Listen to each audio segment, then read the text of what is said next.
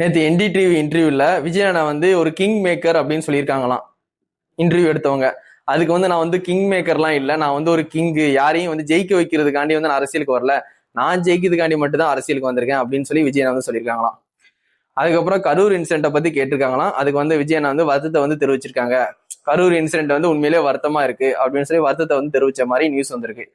அதுக்கப்புறம் வந்து ஜனநாயகன் படம் வந்து இஷ்யூவை பத்தி கேட்டிருக்காங்க. அது என்ன சொல்றாங்க, இந்த மாதிரி வந்து ப்ரொடியூசர் நினைக்கும் போது எனக்கு கொஞ்சம் கஷ்டமா இருக்கு அப்படின்னு சொல்லி வருத்தத்தை வந்து தெரிவிச்சிருக்காங்க.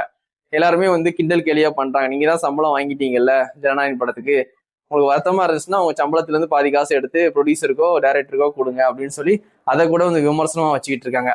அதே மாதிரி ஜனநாயகன் படம் வந்து இப்படி ரிலீஸ் ஆகாம தான் போகும், எனக்கு ஸ்டார்டிங்கே தெரியும், படம் நடிக்கும் போது இது வந்து அரசியல் வர நம்ம நிற்கும், கண்டிப்பா அந்த படத்தை வந்து ரிலீஸ் பண்ண விட மாட்டாங்க அப்படின்ட்டு நான் நடிக்கும் போதே எனக்கு தெரியும் அப்படின்னு விஜய் வந்து ஒரு ஸ்டேட்மெண்ட் வந்து கொடுத்துருக்காங்க.